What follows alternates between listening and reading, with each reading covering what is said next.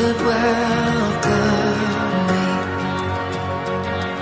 I was lost, but he brought me in. Oh, his love for me. Oh, his love for me. Who the sun sets free, oh, is free.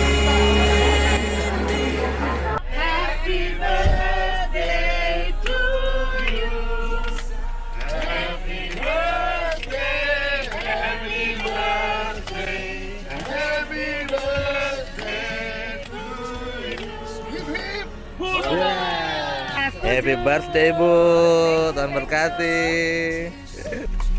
Ulang tahun Ibu Farida. Happy birthday Farida. Nanti siang Ibu Farida akan bayarin kita makan semua.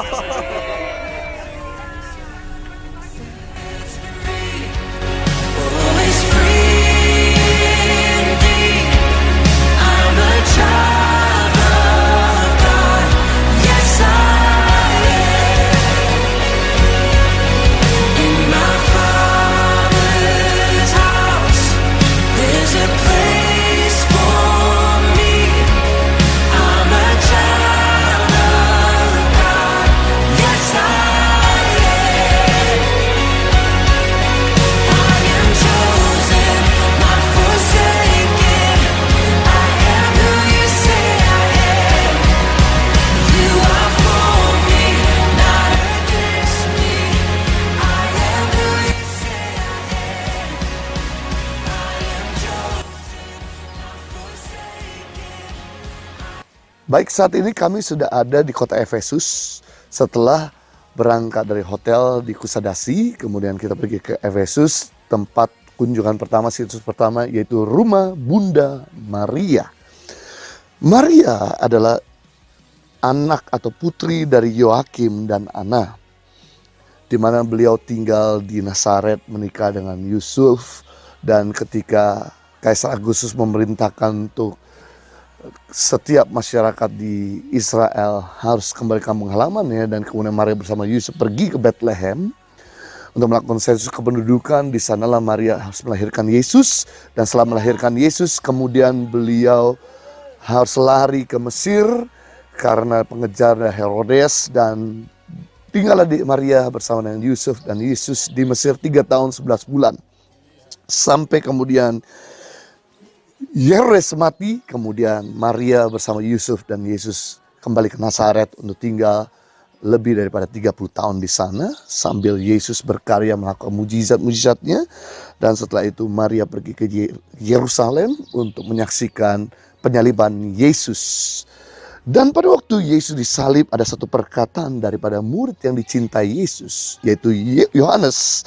Dalam Yohanes 19 ayat 25 sampai 27, dan dekat salib Yesus berdiri ibunya dan saudara ibunya, Maria istri Klopas dan Maria Magdalena.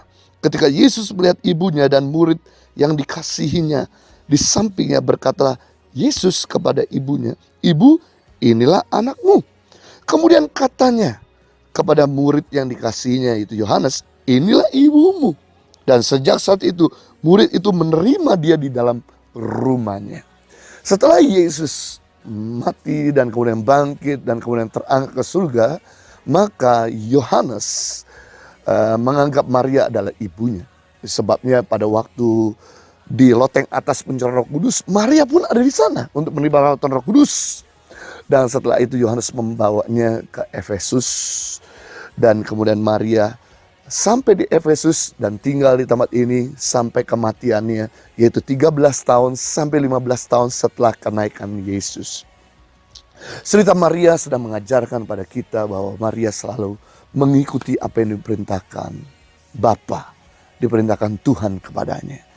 Walaupun merasa tidak nyaman, harus pindah-pindah kota, harus pindah-pindah rasa aman, tapi Maria mengikuti sampai akhirnya di akhir hidupnya menjadi buah bibir dan bahkan menjadi contoh bagi banyak orang-orang. Satu gambaran bahwa setiap kita juga harus belajar untuk mengikuti kehendak Tuhan. Sekalipun mungkin kehendak Tuhan itu membunuh rasa aman kita, tapi pada akhirnya kita akan melihat bahwa hidup kita akan jadi sumber inspirasi bagi banyak orang. Kami sampaikan dari Efesus, Rumah Bunda Maria. Tuhan memberkati.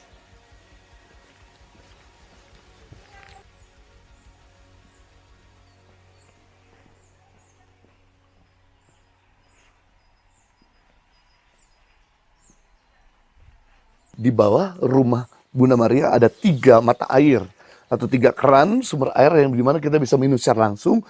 Lambang, kenapa 3? Karena lambang daripada Allah Bapa, Allah Anak, dan Allah Roh Kudus. Dan biasanya para bersejarah datang ke sini untuk meminum air ini atau mencuci muka mereka.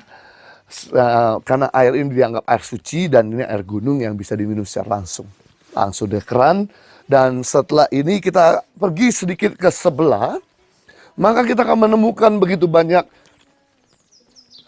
kertas-kertas yang berisikan dengan list-list doa yang diikat di dinding rumah, di bawah rumah Bunda Maria, yang berisikan doa-doa para peziarah yang ada seluruh dunia untuk datang ke Efesus, ke rumah Bunda Maria, dan mereka memasukkan list-list doa mereka dan mereka mengikatnya dengan satu harapan bahwa tentu biarlah Tuhan menjawab doa-doa mereka.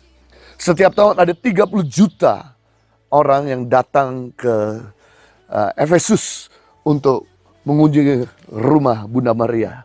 Terutama yaitu Kristen Katolik, Kristen Ortodoks, dan Kristen Protestan atau juga Kristen Pentakosta. Luar biasa. Your heart and everything you've made. Every burning star, a signal fire of grace. If creation sings your praises all life.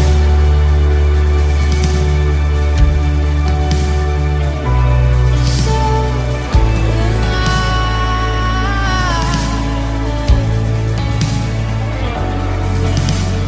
God of your promise, you don't speak in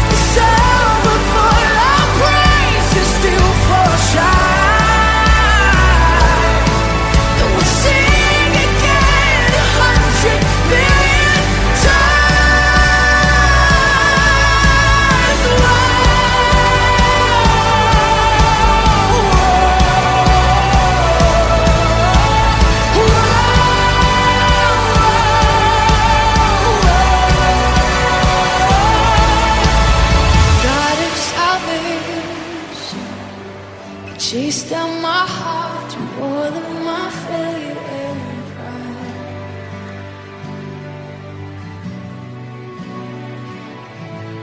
On the hill you created, the light of the world, abandoned in darkness to die.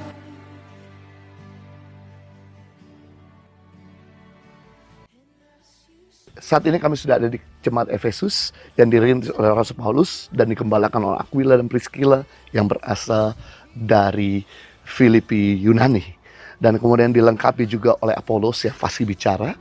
Dan di mana jemaat di Efesus ini begitu kuat dan strong dalam pengajaran dan teaching, namun punya kekurangan, yaitu mereka telah meninggalkan kasih yang semula. Wahyu pasal 2 ayat 1, tuliskanlah kepada malaikat jemaat di Efesus, inilah firman dari Dia yang memegang ketujuh bintang di tangan kanannya dan berjalan di antara ketujuh kaki di dian emas itu. Aku tahu segala pekerjaanmu, baik jeripayamu maupun ketekunanmu. Aku tahu bahwa engkau tidak dapat sabar terhadap orang-orang jahat, bahwa engkau telah mencobai mereka yang menyebut dirinya rasul, tapi yang sebenarnya tidak demikian, bahwa engkau telah mendapati mereka pendusta. Dan engkau tetap sabar dan menderita oleh karena namaku, dan engkau tidak mengenal lelah. Namun demikian aku mencela engkau, karena engkau telah meninggalkan kasihmu yang semula. Sebab itu ingatlah betapa dalamnya engkau telah jatuh. Bertobatlah dan lakukan lagi apa yang semula engkau lakukan. Jika tidak demikian, aku akan datang kepadamu dan akan mengambil kaki Dian dari tempatnya. Jika engkau tidak bertobat, tetapi ini yang ada padamu, yaitu engkau membenci segala perbuatan pengikut-pengikut Nikolaus yang juga kau benci. Siapa bertelinga hendaklah ia mendengarkan apa yang dikatakan Roh kepada jemaat-jemaat. Barang siapa menang, ia akan kuberikan makan dari pohon kehidupan yang ada di Taman Firdaus. Jadi jemaat Efesus, kalau mereka kuat dalam teaching, mereka tekun dalam pengajaran, dalam pertemuan, tapi ternyata mereka lemah di dalam kasih yang semula. Apa itu kasih semula? Jemaat mula-mula itu punya kebiasaan cara hidup mereka, yaitu mereka suka membagi pelayanan kepada orang-orang miskin dan juga kepada satu yang lain, orang-orang yang tidak mampu, jemaat mereka. Mereka begitu rohani, begitu mereka kuat, tapi mereka lemah dalam relationship. Mereka lemah, mereka kuat dalam religion, tapi lemah dalam relationship. Mereka tidak lagi membagi apa yang mereka punya kepada orang yang gak punya, yang mengakibatkan akhirnya Tuhan mengatakan mereka harus bertobat. Satu gambaran kita kadang-kadang dalam pelayanan dan aktivitas kerohanian kita, dalam mencari Tuhan, dalam ibadah kita kadang-kadang menjadi orang Farisi, sehingga akhirnya kita melupakan sekeliling kita yang membutuhkan. Orang yang dimana kadang-kadang diperhadapkan sama kita, mereka butuh bantuan, kita kadang-kadang mengabaikan atau kita menyuruh mereka untuk berdoa saja. Itu membuktikan bahwa kita telah kehilangan kasih yang semula. Karena kasih semula itu bicara soal kasih di mana kita harus membagi. Kebutuhan terbesar manusia sebenarnya bukan sekedar sandang, pangan, dan papan, tapi kebutuhan terbesar manusia itu dicinta dan kasih. Gak ada seorang pun di dunia yang suka dihina, direndahkan, diabaikan. Semua orang suka diterima, dicinta, dan dikasih. Buktinya persentase orang yang mati karena kurang dihargai lebih banyak daripada persentase orang mati karena kemiskinan. Kita jarang mendengar berita orang mati karena gak bisa makan, orang mati karena gak punya duit. Tapi kita mendengar berita setiap hari orang mati bunuh diri karena merasa kurang dicintai. Bisa bayangkan apa yang terjadi jika seluruh penduduk di dunia ini hidup saling mengasihi mencinta. Yang pasti dunia ini tidak pernah ada perceraian, tidak pernah ada kejahatan, tidak pernah ada kemiskinan. Kenapa di surga tidak ada kejahatan? Kenapa di surga tidak ada kemiskinan? Kenapa di surga tidak ada penderitaan? Karena semua orang tinggal di surga hidup saling mengasihi mencintai. Jadi kalau kita menginginkan surga datang dalam komunitas, pekerjaan, pelayanan, usaha kita, mari lakukan kasih. Maka kerajaan Allah datang di tengah-tengah kita. Apa yang terjadi jika kita memiliki kasih yang semula? Maka yang terjadi di dalam Wahyu pasal yang kedua ayat 7b. Sebab barang siapa menang, dia akan kuberikan makan dari pohon kehidupan yang ada di Taman Firdaus. Berarti Tuhan akan mengenyangkan kita dengan kehidupan. Bisnis kita akan hidup, apa yang kita kerjakan hidup, pelayan kita akan hidup, karir kita akan hidup, keluarga kita akan hidup, kesehatan kita akan hidup, pelayan kita hidup. Jadi kalau kita tidak mau mengalami kematian, mari jadi orang yang memiliki kasih yang semula. Salam dari jemaat di Efesus, Asia Kecil, Turki. Tuhan memberkati. Oh, I can see the love in your eyes, laying yourself down, raising up the broken to life.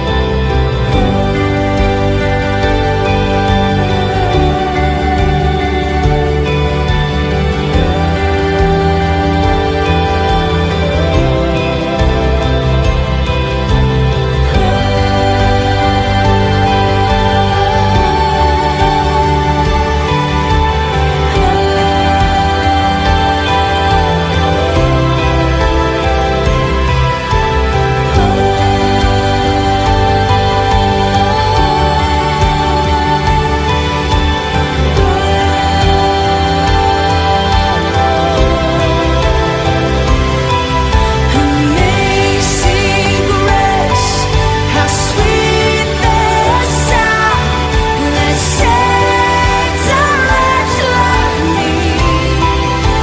Well, I once was lost, but now I am found. Was blind, but now I see.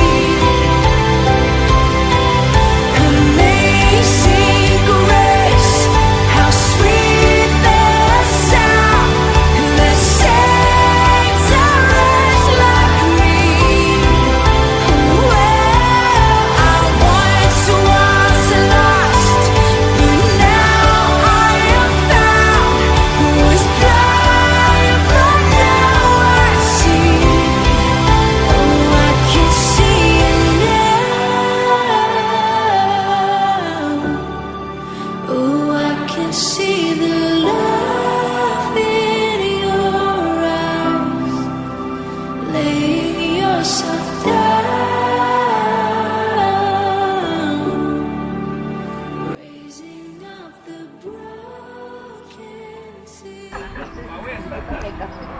Baru Pak, baru. Bayinya domba, bayi domba.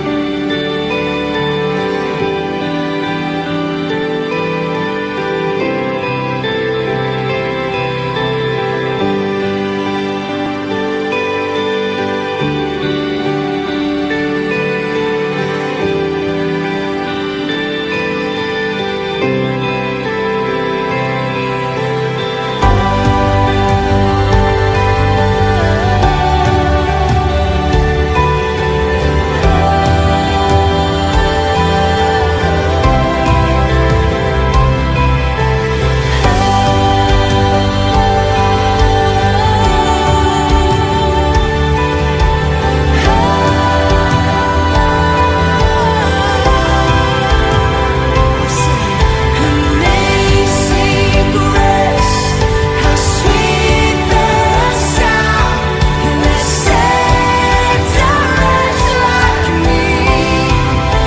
Well, I once was lost, but now I am found.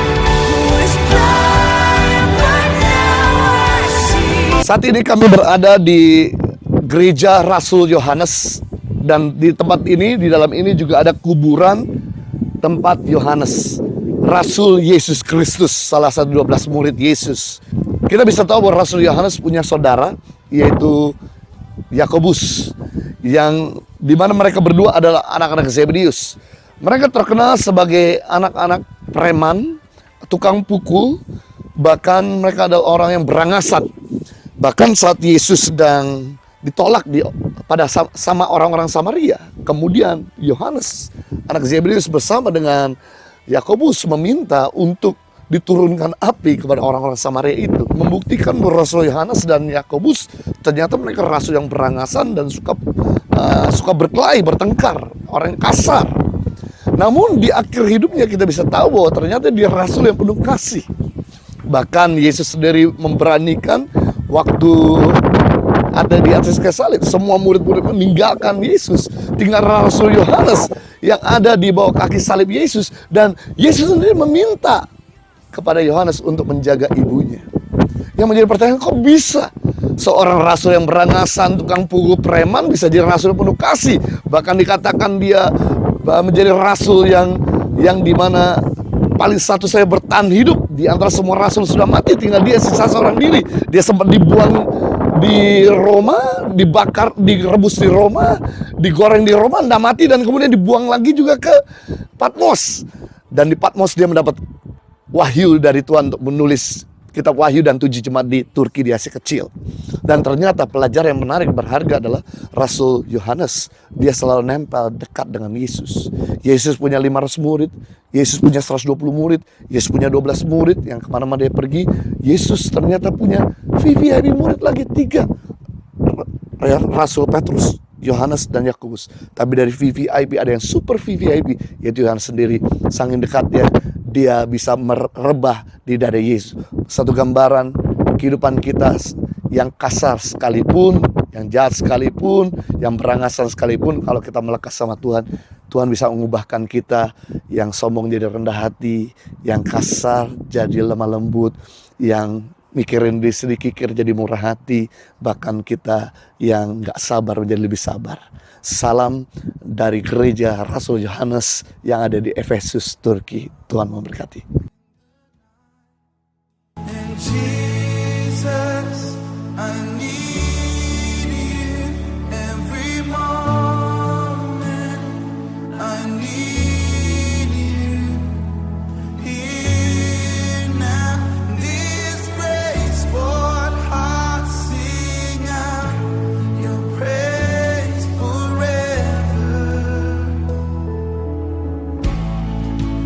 Beauty for ashes.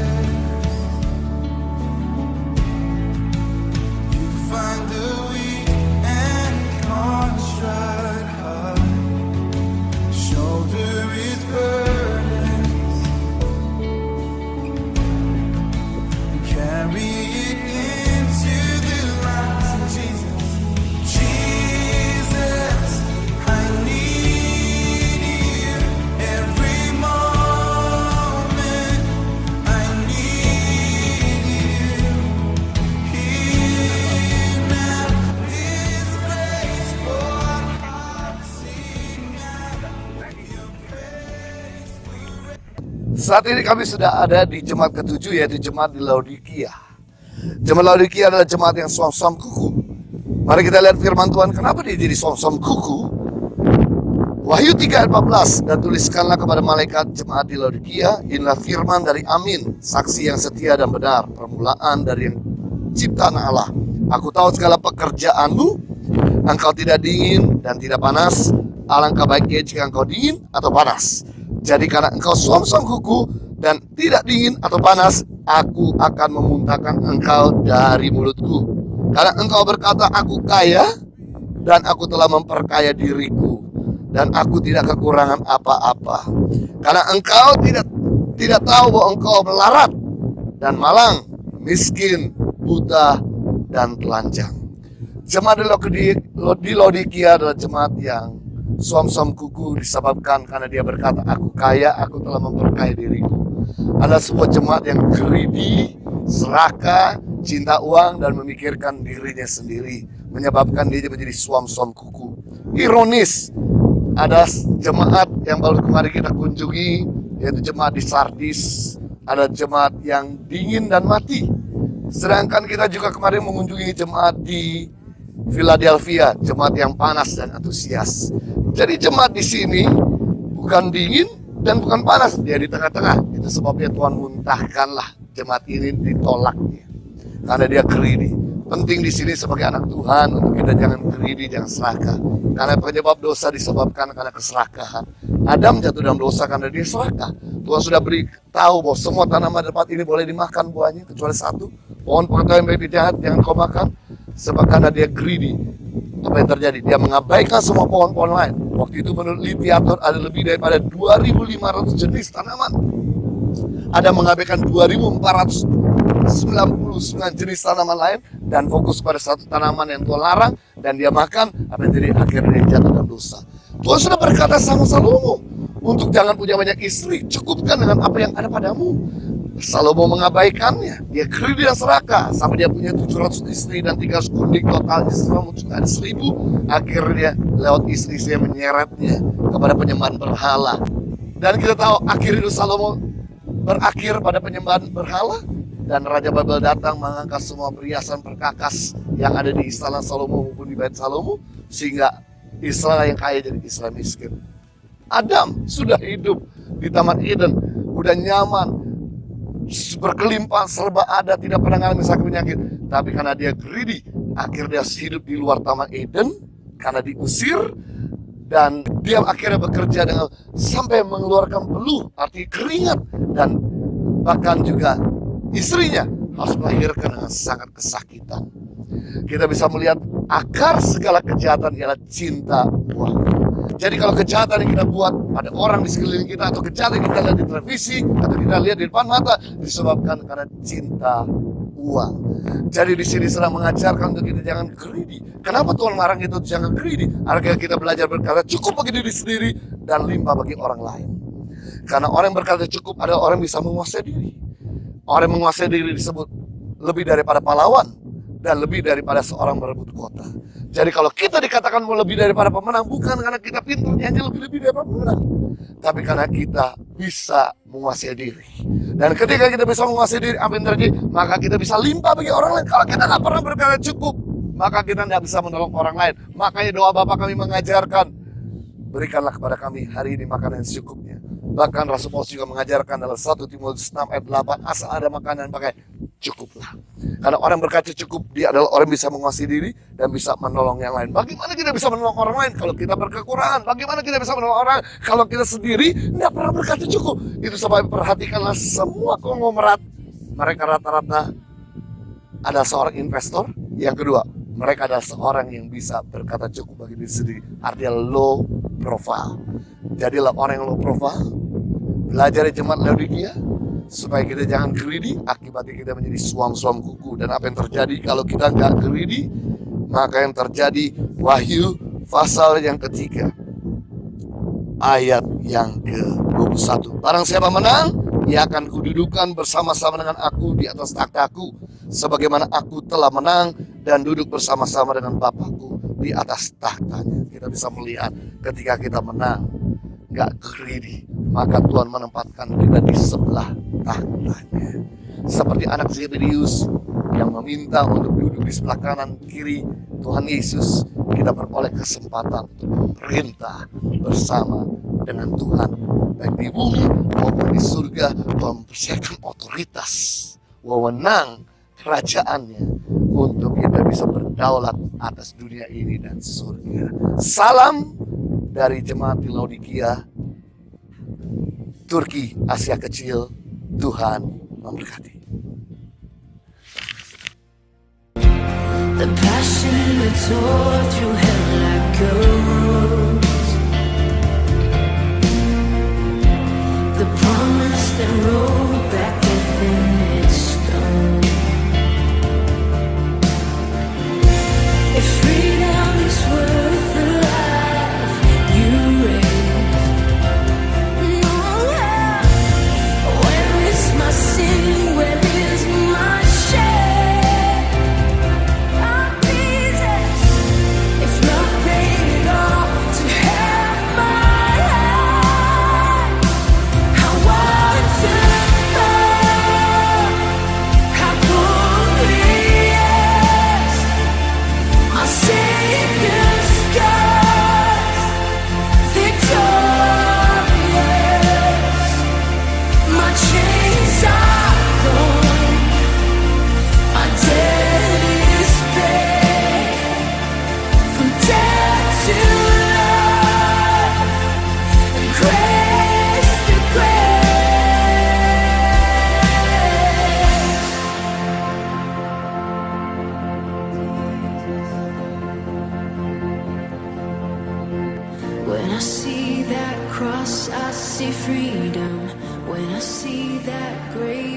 see Jesus. And from death to life, I will sing your praise.